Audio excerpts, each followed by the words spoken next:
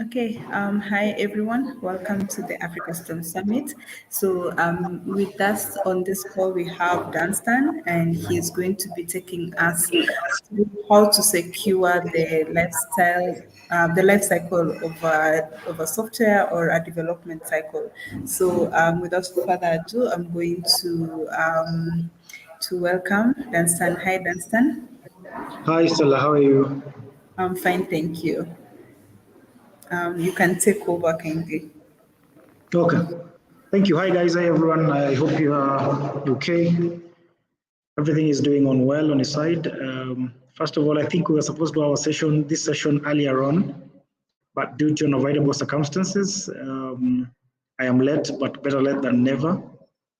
So my name is Dunstan Akwiri, and let me just show you my profile. This is my bio information. I'm the VP, the Vice President of Cybersecurity and IT Infrastructure at a company called CyberPro Global. Those are my credentials, certifications for that matter. And so I'm also a researcher, cybersecurity trainer.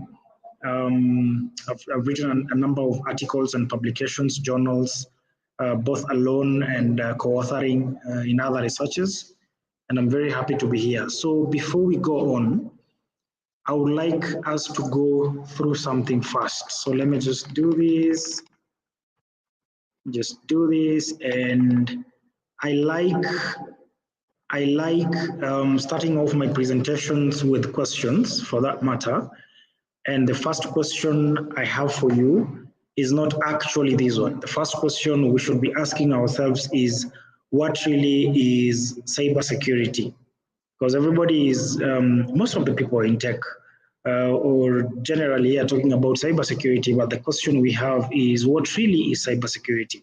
Now, cybersecurity, just to demystify it, is not just about hacking. There is a lot to cybersecurity than just hacking, right? The moment you mention cybersecurity to anybody, they all think hacking. But hacking is just a part of the whole entity called cybersecurity. So cybersecurity entails so many things. It entails human beings. It entails machines, computers, that is endpoints. It entails policies, and of course the policies graduating over time. That is being improved over time. So in a nutshell, that is what cybersecurity entails. So the moment you hear about hacking, remember it's just but a component of cybersecurity. And there are three types of hacking. There is the black one, gray, and white one. So, and again, I don't know why hacking is usually associated with bad things. Yeah, like I'm a hacker. That means you're a criminal or you're a bad person. You can be a good hacker, an ethical hacker. And that means you can be able to actually earn money from hacking, yeah, or have a good reputation out of hacking. Yeah, talk of the penetration testers. They earn very good money out of hacking. So hacking is not a bad thing. Hacking is a good thing, but as long as you do it ethically, you don't do it maliciously or for malicious purposes or just to test your skills. You get permission to do that, and you do that. So that is what really cybersecurity is. So the first question I have with us on the slide is, what is the critical component of cybersecurity? What is the most crucial component whenever we are talking about cybersecurity? Remember, in my definition of cybersecurity, there is the human factor, which are users, you people who are using computers and devices or the internet. We have got the technical factors, talk of the laptops, mobile phones, iPads, tablets, TV, smart TVs, and all devices that are connecting to a network. We'll just generalize that as endpoints. And then we have got, of course, networks, we have got policies. And remember, these policies have to improve over time because cybersecurity and technology, for that matter again, improves dynamically. It's not a static field. It improves very fast. So I'll give you a second to try and see if you can be able to actually get what is the critical component of cybersecurity. Now, cybersecurity's critical component is the human factor. Now, the human factor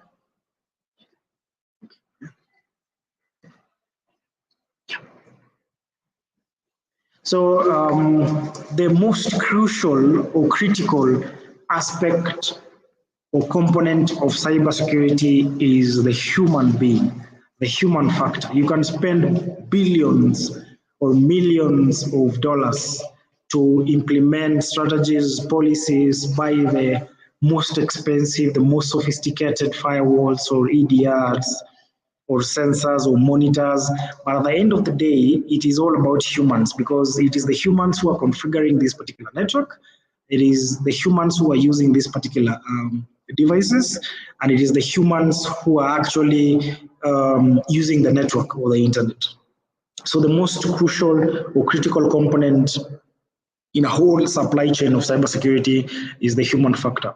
Now, see, in mathematics, so mathematically, we can equate cybersecurity to technical factor times human factor. Of course, raised to policies. And so people tend to, researchers and a good number of people in the market or the industry tend to say that the human factor is the weakest link. Thank you. Okay, thank you.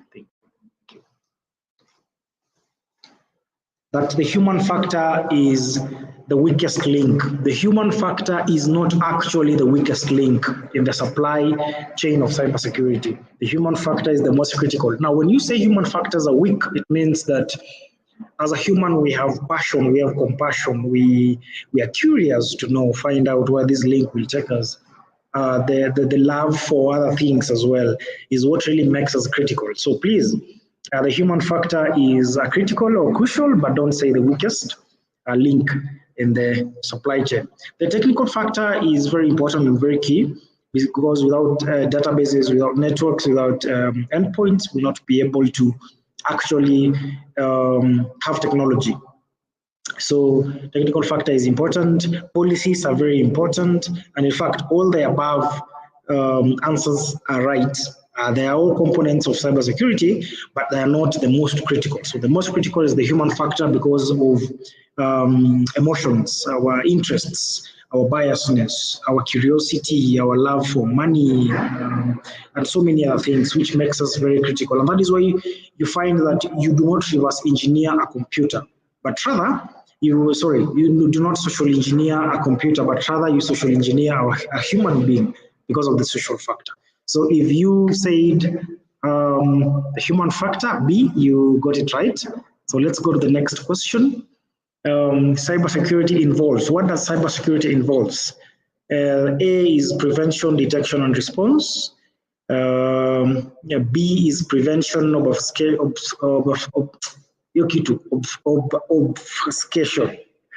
obfuscation. Yes, I got it right. And reporting. And then C is encryption, and more encryption. And then D, we've got firewalls, EDRs, and hope.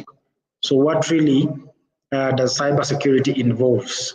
Now, let's start with D. If you said D, you actually didn't get it right because firewalls are very, very important in cybersecurity. EDRs, that is endpoint detection and response, very, very key and very important. And hope is also important as well, but it's not the correct answer. Encryption, and more encryption, that is not the right answer as well. Prevention, obfuscation, and reporting, not the right answer. Yes, reporting is good, prevention is good, but remember about obfuscation. Mentioned, that actually is hiding in plain sight, which is not really so much to do with cybersecurity. But now cybersecurity is everything to do with how you're able to detect, how you're able to prevent, and then how you're able to respond, which could also mean reporting. And remember, in the last stage of cybersecurity, in case of an incident, is lesson learned. You detect it, you prevent it, and then respond to it. Now, why are we having response there? Why not have a very secure system? Now, just remember this: as long as a computer is working, as long as a computer is functioning, it can be hacked. It is just a matter of time. All right. So what we can all do is know that cybersecurity involves prevention, detection, and response. The next question: with FIDO passkeys, if you lose your device, is there a way to recover your device? If you said all of the above, it is not true. If you said none of the above, it is not true. And yes, there is a way to be able to recover your passkey or your devices. That is if you lose the passkeys, the FIDO passkeys. Maybe one day we'll have another session about FIDO passkeys, but there is a way, of course. You always have to, whenever you're developing a system, you always have to look for a way to be able to recover just in case the user forgets their password. That is a forget password. You can be able to get another key or another link to be able to make you access your devices. So the answer is true. You're able to actually recover your device. The next question is zero trust. Zero trust can be summarized as what? What can zero trust be summarized as? I'll start with the C, the bare minimum. Not really. Not really. The bare minimum should actually be on the top list whenever you're creating policies or whenever you're doing gap analysis in a company or organization. A paranoid delusion, some people say they suffer from paranoid delusion. Now, it does not mean that is the zero trust architecture, the ZTF. Trust nothing and verify nothing, not really.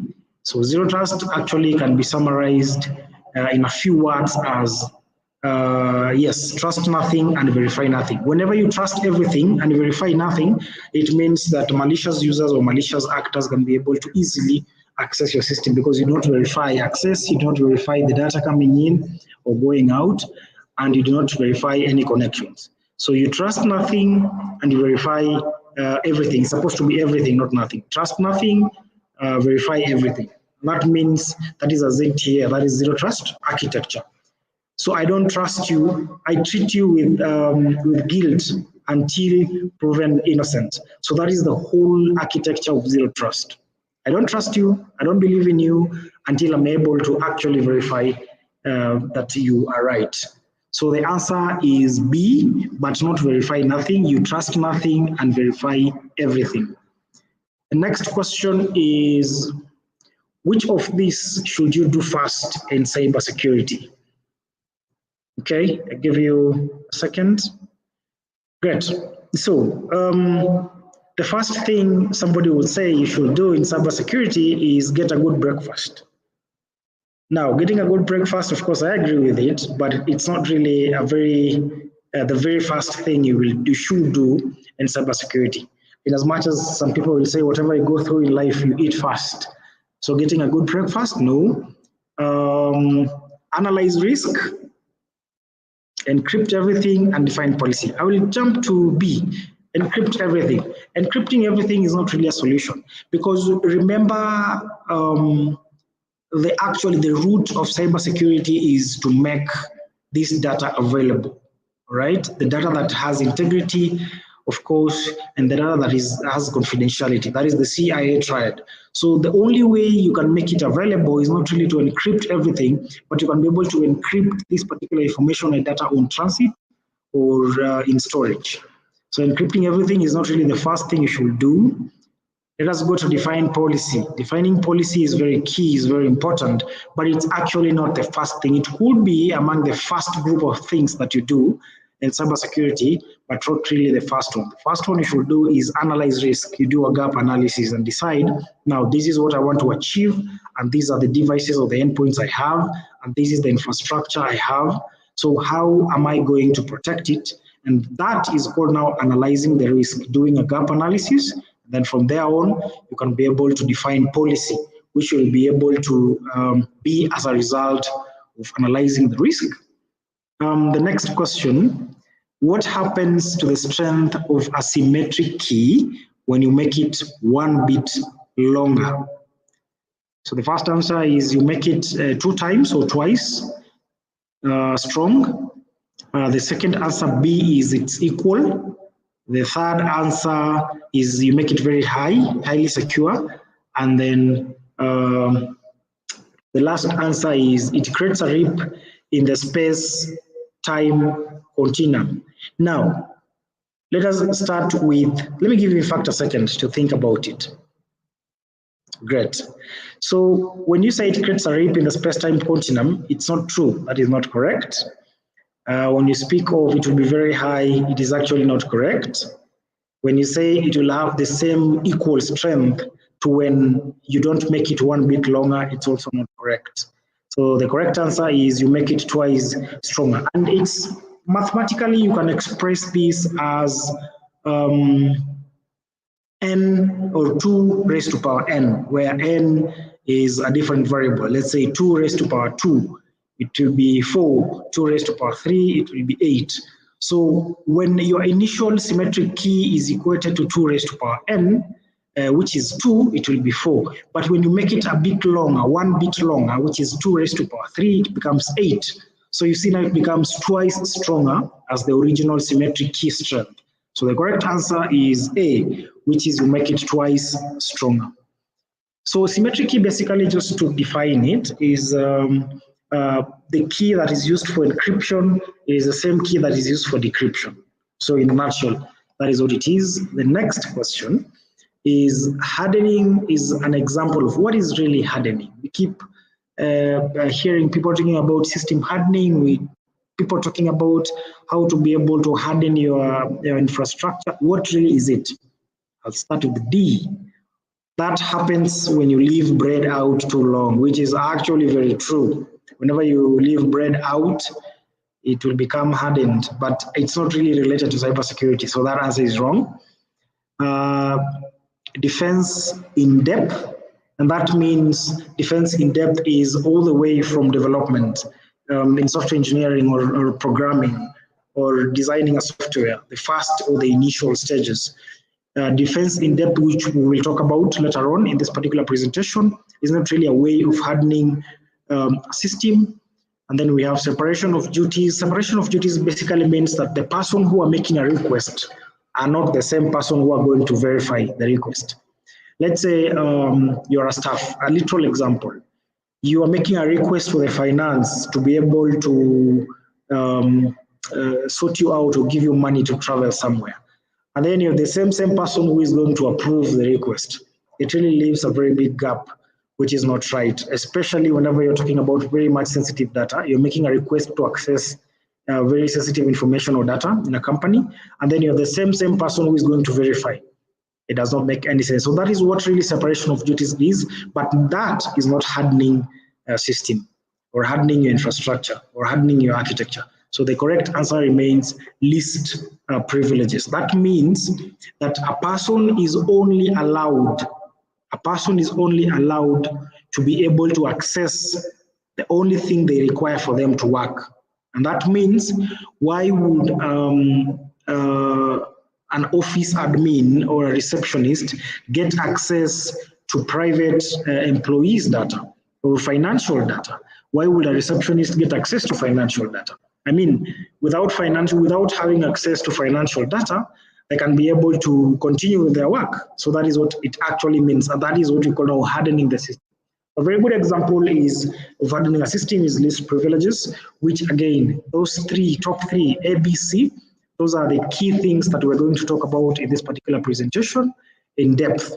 So how to be able to actually have a safe, secure architecture, cybersecurity architecture, and that directly reflects on the SDLC. Now, the SDLC, for this matter, the software engineers or the guys taking software or IT, I know you learned SDLC as a different thing, which is a system or software development lifecycle, but SDLC in security is secure development lifecycle. It's still SDLC, but then if you go to my LinkedIn, you'll find there is a paper I wrote and published there on why SDLC, what if you see the name SDLC on first glance, what you think about, and how can we be able to separate SDLC from SDLC, meaning how can you be able to look at software development lifecycle and know that this is actually software not secure. So that is why there have been arguments here and there that secure development lifecycle should not have a C, they should have SDL just alone. When you see SDL, it means it's secure development lifecycle. But that is not our cup of tea today. So the three aspects of having a very safe, secure architecture, which entails software for that matter, is defense in depth, separation of duties, and least privileges, which we'll talk about them. But the way to secure or harden a system is least privileges. We're almost coming to the end of the questions. So what is absolute security? What is absolute security? Absolute security, is it a pipe dream? Is it worth any cost? Requires next generation firewalls? Is ultimately achievable. Now, whenever we are talking about absolute security, basically what we mean is certain security, security that you're sure of at least, not 100%, but the bigger percent you're sure that it is very secure. So let us start with the first answer, which says is ultimately achievable. If you chose that, that is not true. You will never get an absolute, certain, secure platform or architecture or infrastructure or endpoint or network. You will never fully secure, have a safe cyberspace. And that means that, back to my point that I said, whenever or any computer or any device that is a computer that is being used or that is operational can be able to be hacked. Even the CBK networks or computers, the government ones, whichever computer you feel it is not hackable, it is. There is no computer or network or infrastructure that is operating on computers and networks that cannot be hacked. So that answer is kicked out. The second one is it requires next generation firewalls. Now, next generation firewalls are able to do so many things. In fact, most firewalls are unidirectional, but you can be able to have a firewall which is multidirectional. It is able to prevent and detect attacks or threats across the whole network, not just incoming packets or outgoing packets. So it is a very good answer, but it will not guarantee you absolute security. Then it is worth any cost. Now, this is a whole topic. We can just call it it's worth any cost. You have to be able to balance your security needs, your gap from your gap analysis. You need to be able to balance your security needs with the finances, because you'll find that for you to be able to protect whatever you have in an organization or company, it requires 10 billion Kenya shillings or 1 million US dollars. And the company cannot be able to afford all those finances to secure their data or information. So you really need to have a very good balance between your security needs and your finances, security needs versus finances. So I also wrote another article about that. You can be able to look it up and read it for those who like reading. So we remain with is a pipe dream. So it's only a dream that we can hope to achieve and obtain, which is super hard. And the only dream, the only way you can be able to achieve a safe cyberspace in a country, in a continent, in an organization, in a company, is actually using or having the CIA triad. It goes back to the initial objectives of cybersecurity. Yeah, confidentiality, integrity, and availability of data. That's it. If you can be able to guarantee confidentiality, if you can be able to guarantee integrity of data or information, if you can be able to guarantee availability of information, then it means you have got a very secure network or platform or architecture or infrastructure, which is actually, as per now, nearly impossible to achieve because of so many things. So I think that is the last question. We can go back to the beginning of the presentation. And here we are. So we'll talk about why cybersecurity? Why? I mean, nowadays it's very much deep. Everybody is talking about cybersecurity, and why? How is it different from IT or software engineering or computer science or any other IT-related course or network engineering or database architecture or design or mapping? How is it different? We'll also talk about implementation and control. We will also talk about baselining, and then we'll talk about external and internal controls. So those are the outlines that we will be able to achieve at the end of this particular session. Now, Remember, I told you that cybersecurity is actually as a result of a technical factor. Let's call that TF, and then the human factor, let's call it HF.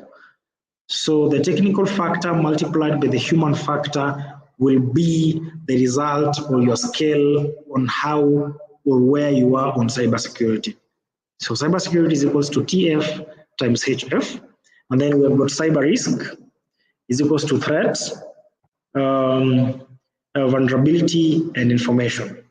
So threat multiplied by vulnerability multiplied by information. Cybersecurity is just there so as to ensure that when I say A, or when I call somebody, when I text somebody and I tell them, meet me somewhere at 3, the same information can only be accessed by the person I'm sharing the information with, 1. 2, the information will not be changed along the way. And 3, the information will get to that person at the right time.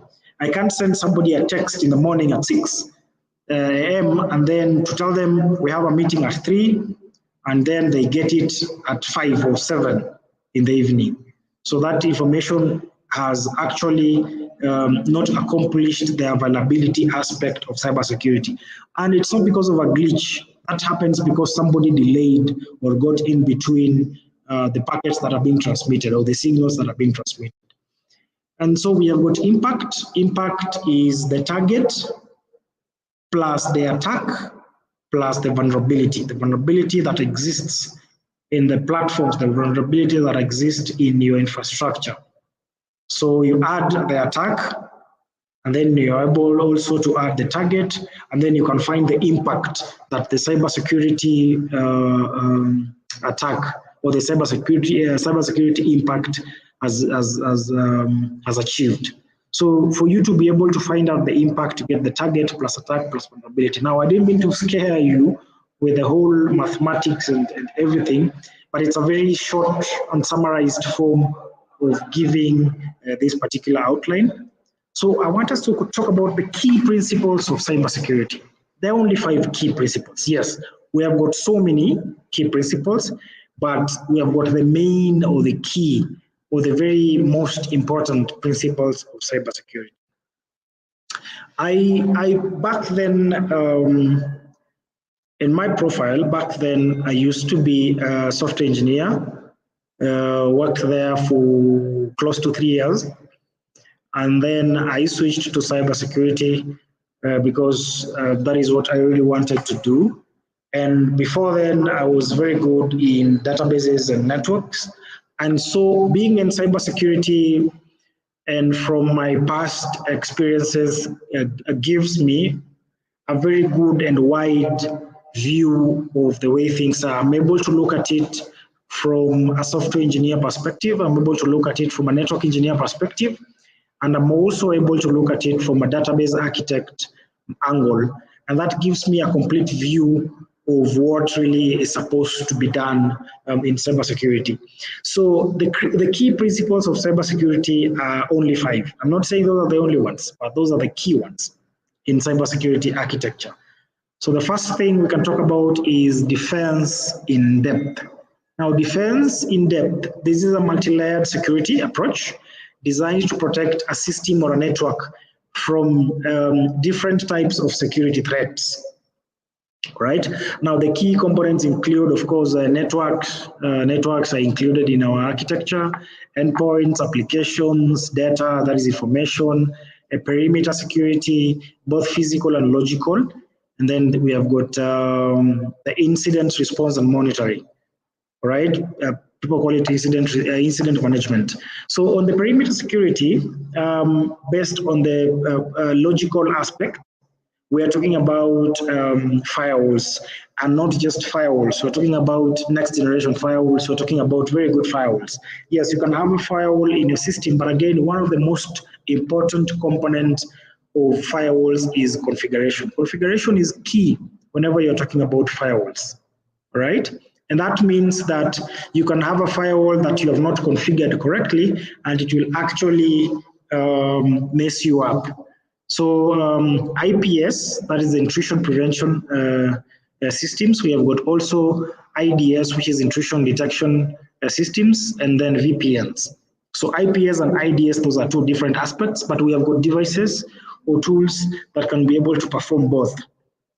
So they detect and prevent, because preventing is something very different from detecting. And then of course VPNs. Now VPNs is basically having a block in between the two clients or server-client relationship. That if you want to, if I'm going to Uganda from Kenya, I don't easily take a flight to Uganda. I go to South Africa, and then I go to Egypt, I go to Nigeria, I come close to Rwanda, and then I can be able to go to Uganda. So tracing my point or tracing the information that I'm actually transmitting becomes very difficult and very hard for malicious users. It is one of the good and easy way that everybody can do in terms of protecting and securing your information. Network security is a very good component of defense in depth, and that means VLANs and network access control, NACs and VLANs. Now, VLANs basically, these are virtual local area networks, and that means they're able to segment different networks. And it's a very good key component. Whenever you are, whenever you are in an organization or a company, it is very important to segment a network. And that means that the network being used at the admin is very different from the networks being used by the finance. It is a very different network from the one being used by the procurement department and the other departments as well. Now, they are feeding from one source of internet, but then they are segmented, meaning that if one goes down, the other ones are still operational. So if the admin's office gets hacked, they cannot be able to have full access of the company organization, because that particular connection is segmented to the only area which was allocated, which is very important. And you also to have access control over your network. Endpoint security, whenever we are talking about endpoint, basically we mean these nodes or devices connected to an internet or a network. So a mobile phone is an endpoint, a laptop is an endpoint, any computer device that can be connected to a network or an internet is called an endpoint. So initially, or even now, you can call them nodes. They are nodes. That means they can be able to be connected to a network. So we have got different technologies that can be able to protect these. And one of them is EDRs, very good technology that can be able to actually detect malicious activities or threats or risks in your computers or your endpoints or your nodes, and then give you a feedback or even block or help you temporarily block or allow those particular malicious softwares or applications to be put in a sandbox or to be isolated so that it does not mess up your information and data. The whole point of cybersecurity is protecting information. That's it, nothing else. So all these things we're talking about is just methods and ways on how we're able to protect information. And then antiviruses and anti-malware solutions. Now, EDRs basically are the advanced version of antiviruses and anti-malware solutions. Application security. If you have an application that you have hosted it either on a local, on-prem server or on cloud, you need to be able to have WAFs, web application firewalls. And one of them is Cloudflare. This one is very, very much ideal, especially when preventing a DDoS attack. That is the distribution denial of service attacks. Now, literally, in a layman's language, DDoS is whereby, check this example. You are traveling somewhere, or you're just standing somewhere, or you're at home, and one person comes to talk to you, you can be able to listen and respond. 2 people come talk to you, 3, 4, 5 people come talk to you at the same time, and they want response the same time. So you find that you will start taking time for you to be able to respond to their question. Instead of taking maybe 2 seconds to respond to the first person, if the second person, the third person comes in, you will start taking 10 seconds or 20 or 30 seconds for you to respond to each and every question, right? Now that is for 50 people. What for 5 people? What about 10 people, 20, 30, 40, 50, 100 people talking to you at the same time, and they want response at the same time? And some are asking you very long questions that you have to respond with either long answers, and as others are waiting for you to answer them. So that is what literally happens to servers. So servers, let's say they can accommodate 100,000 requests per second. The question becomes, what if now they are getting 150,000 requests per second, or 500,000 or 1 million requests per second? Remember the capacity of this server, it can be able to accommodate 100,000 requests per second, RPS. Then all of a sudden, they are now getting traffic of 1 million requests per second. It will definitely deny services to even legit users because they can no longer be able to access the website. Or it will be taking very long, super long to give feedback or to respond to the request. So one of the technologies that can be able to help you with that is WAFs and load balancers, of course, and there are very many technologies in the market that can be able to load balance. That means that you have different servers. So if one request is coming, it is able to send it to a server that is idle. Another request comes, it's able to balance the different requests to different servers. And unfortunately, in the country, the past 1 month, we were doing analysis in our lab, and we realized that even very much sensitive organizations like very good banks in this country that you guys bank with, they only have 1 server for that matter, or 2 servers. And you can be able to have a lifespan. That means that the request you are sending will not die or expire in 5 hours, which is very risky. See, that means that I can be able to send very many packets at once to that particular server, and I can stay alive for that session for 5 hours or 3 hours or even 30 minutes, which is very much critical. So the maximum time can be even 360 seconds, so that the next time you send a request, you're able to be scheduled or able to be routed to a different server. And I pity those organizations, especially financial institutions that have 1 server.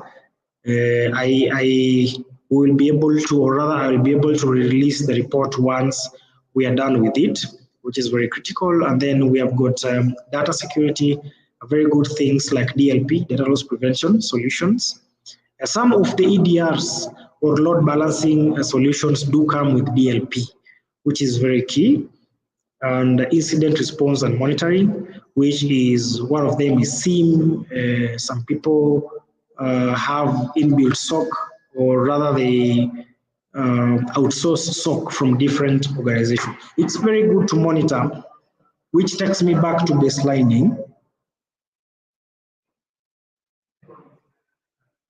Now, baselining basically is, let's say you're traveling somewhere, you're driving a car, and you know very well that from home to work, I can use maybe 5 liters of fuel. So on average, it's 5 to 6 liters, depending on traffic. And then all of a sudden, you start using 10 to 15 liters of fuel to travel from point A to point B, which you have been doing, but using 4 to 6 liters or 5 to 6 liters. And all of a sudden, you're using 10 to 15 liters. Now, it means that there is something wrong. And how? Because on average, my baseline is 4 liters or 5 liters or 6 liters. So the moment it shifts to higher, you're able to know that my engine has a problem, or definitely I should see a mechanic. And it is the same analogy that applies in security. my normal transaction or traffic or in my network is actually my response time from my server is 0.45 seconds. So that means within a split second, you're able to request and get feedback from the server, but then it's taking longer with different transmissions. So it becomes a question of why. It becomes a question of why is this not within my baseline? So baselining is key and important, and actually you can be able to do that using the incident response and monitoring. And one of the things that you should be able to deploy in your infrastructure is monitoring. Monitoring is very important because you need to monitor, you need to be able to know, you need to do an analysis of the packets, especially on a network.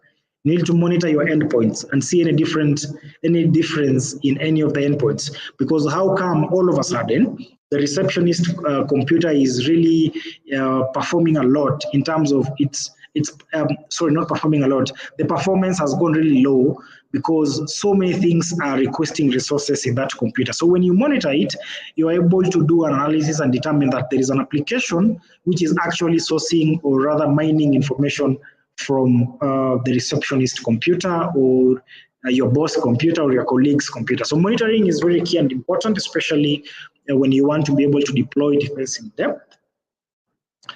The second principle is the principle of least privilege, POLP. Now, this is a very good principle that I have just explained that time we were having questions. Now, the principle is based on the idea that individuals or systems should be granted the minimum level of access or permissions necessary to perform their tasks or functions and no more. I mean, I only need to access this particular data. Let's say client's data on first name, last name, email, and mobile phone. Why should I request for their financial records?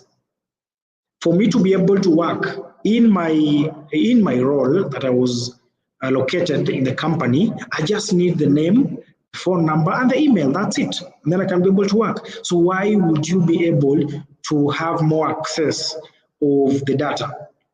So whenever you apply the POLP, that is the principle of least privilege, it becomes you are totally reducing the attack surface.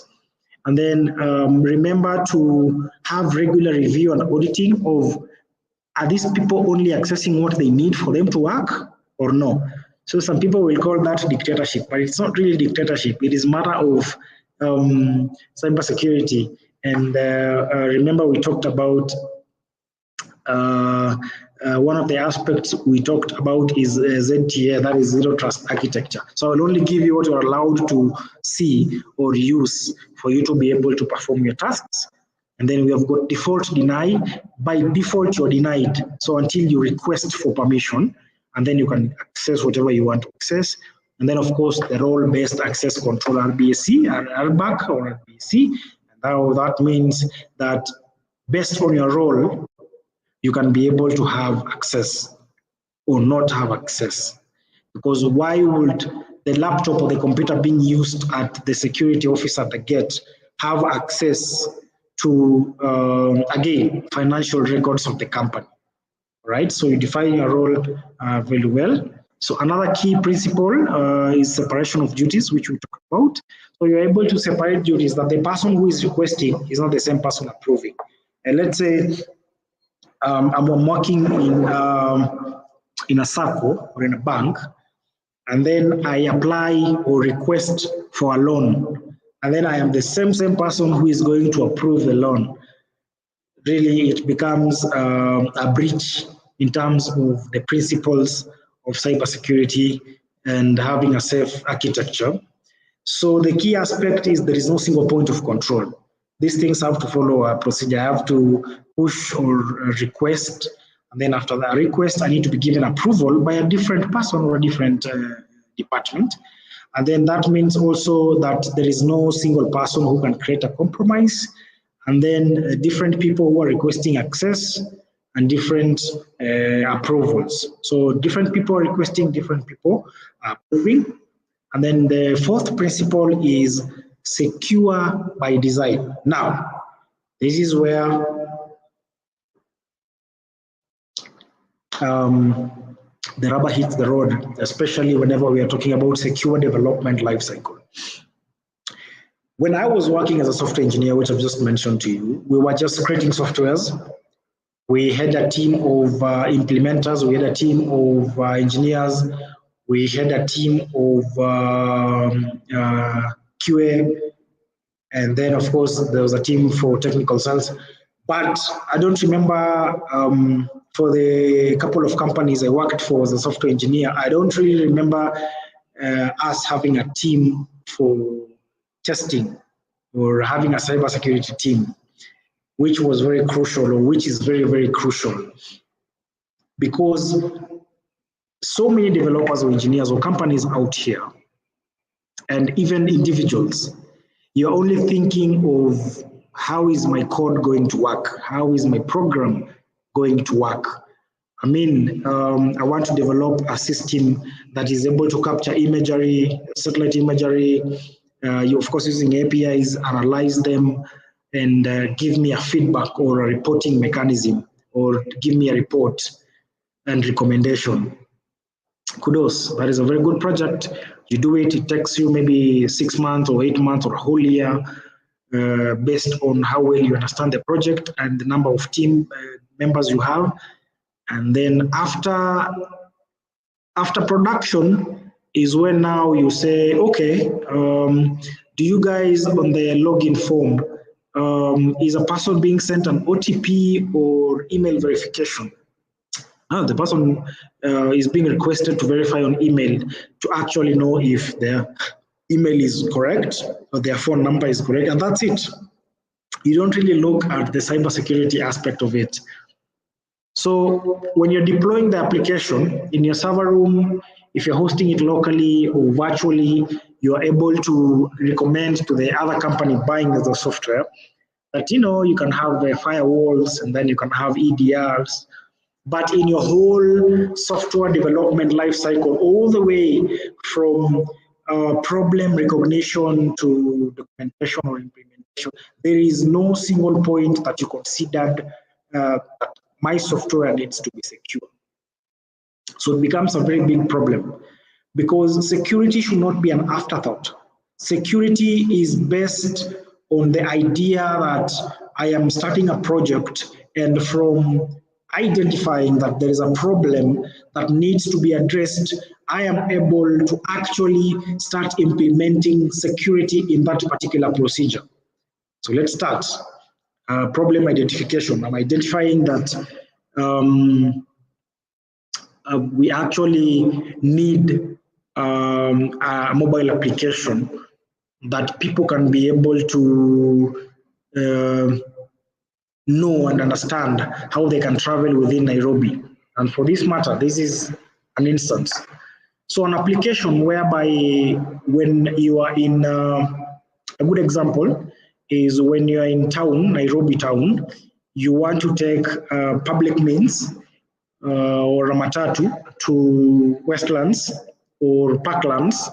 So you go to your mobile application, you search for Parklands, or Parklands 2 or 3, and then from the mobile phone, it directs you to a place whereby you will get the matatu number and pick the matatu or board the matatu, gets you to a point whereby you alight in maybe Westlands, and then you're able to pick another matatu to Parklands.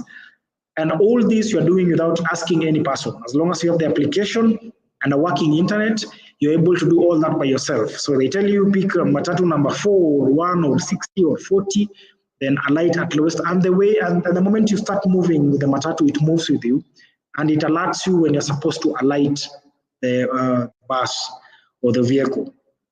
And then it directs you to a place whereby you can pick another matatu. And it happens to all the places that you might want to visit. So you don't have to speak to anybody, you don't have to ask, you're just able to use your phone to guide you through. So it's a very good application. Okay, now we have recognized the problem, we have identified We have defined the problem. Now we need to start the design of the interfaces and let's code and then let's test. And now testing is basically testing if the application works based on the objectives that we wanted to achieve, which is not, as per now, is not the right procedure to do. From defining it, you're defining it, and then you should be asking yourself, now, from the hacker mentality, how can someone get into this and control this other person to actually come to the location that I want them to? It's a very good point of thinking from the developer's angle, from the engineer's aspect, not just developing for you to be able to achieve your objectives. Most engineers, most developers will always look at it from this angle or perspective. Question number one, in fact, even the managers and the directors in the company ask is the application running? Yes. How long is it taking for it to load and access the server? It's taking 2 seconds for the data to be passed back. Good. Do you have to sign in? I mean, do you need the right or the true credentials for it to accept you to sign in? Yes. Good. Do you have the documentation ready? Yes. And that's it. So security becomes an afterthought, which is very wrong.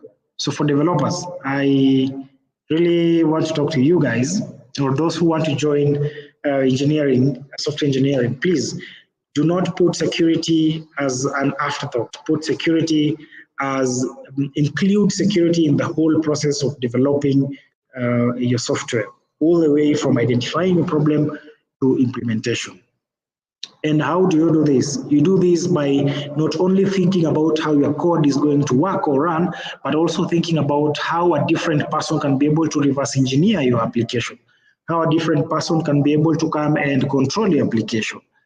There was a time, and this one I say without fear of contradiction, there was a time M-Pesa application that if I give you hotspot for you to use from my phone, and you go to the M-Pesa application, you can be able to actually send money to somebody else or to yourself from my phone.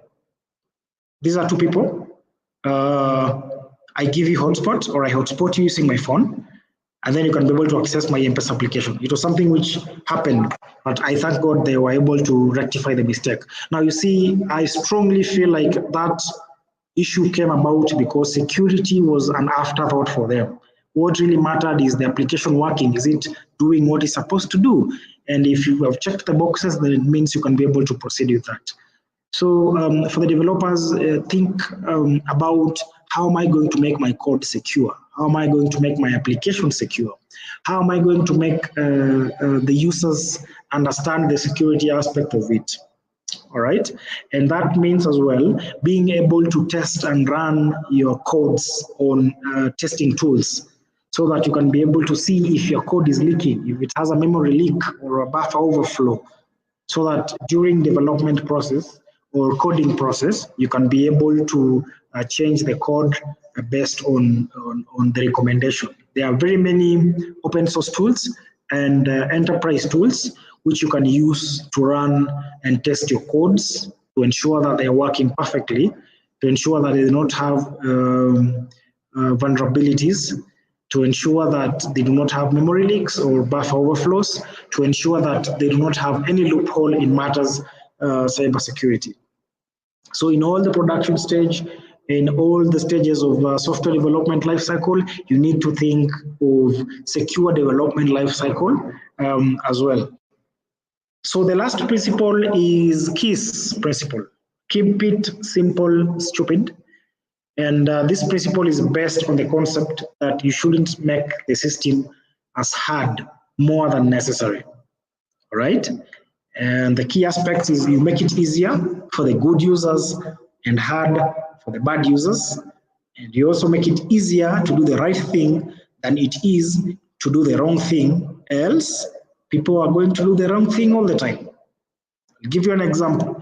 Imagine for you to be able to withdraw money from your M-Pesa, you need to, as part of the security measures, you need to put your date of birth, put your ID, maybe the amount you withdrew last time, the place of birth. You need to be able to put your phone number, the people you have called recently, for you to be able to send someone money or withdraw. It will be a very secure system, yes. But again, so many people will not be able to even go the right way because there are so many hard or difficult procedures that one takes before they are able to withdraw the money. And it becomes a nuisance. Human beings get tired very easily. So I know it is a very big challenge looking at it from the software engineer or a programmer's perspective, and then looking at it from a cybersecurity perspective, it becomes very difficult for you to balance the two, but we have to, because these people believe in us and they trust us to be able to give them applications that work. So you need to be able to make your system or your software or your code very simple for users. And a good example, again, I'm using M-Pesa so much because all of you or all of us have used M-Pesa. And that means that for you to withdraw money, you just have to you need to have money in your account, have the correct number and send money and PIN and the amount of money that you're sending. It's that simple. But again, for bad users, it's very hard because now you need to get the PIN, you need to convince the person or replace their line remotely and so many other things. So KISS is a very good principle that you need to be very careful again with it so that you balance the security aspect and the development aspect.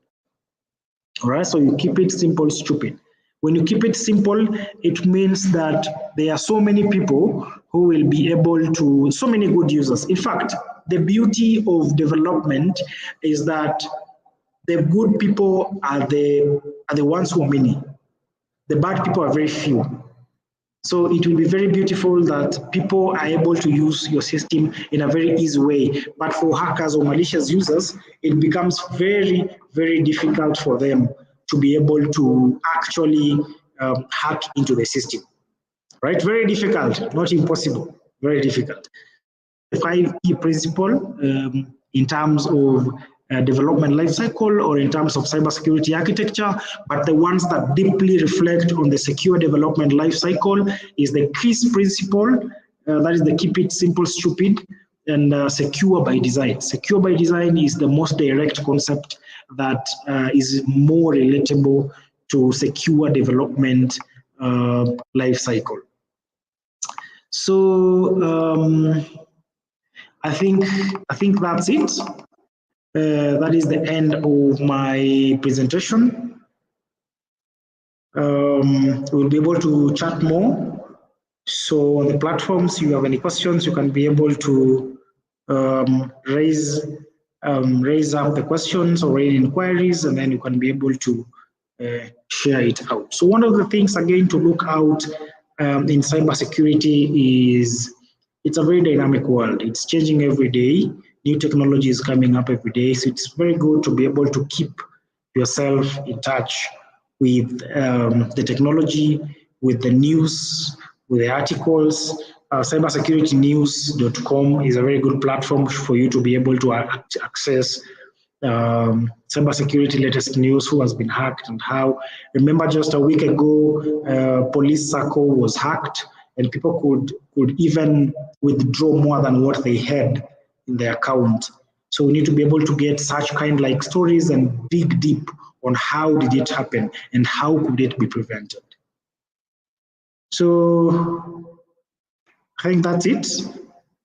I want to call this the end of my presentation or the end of my conversation with you guys. I'm hoping and wishing to meet you soon in person, and I'm always open to talk out issues, especially on protecting our cyberspace. So I appreciate what the industry is doing right now. We have got a lot of mentorships. You can get a very good mentor actually on ADP list. Just go and search for ADP list, and you can get many mentors there from across the whole world who can be able to take you through the journey. But it's not hard. It could be difficult a little, but if you have the zeal and the passion, that is what differentiates you and the other person. So it's always a running game, and I always try to be the best. And remember, security, cybersecurity for that matter, starts and stops with me and you. Cybersecurity issues and matters starts and stops with you and me, because we are the most crucial and critical factor in the whole supply chain of cybersecurity. So I think that's it. Can call this the end of our session. Unless otherwise, have a beautiful day ahead. Thank you so much.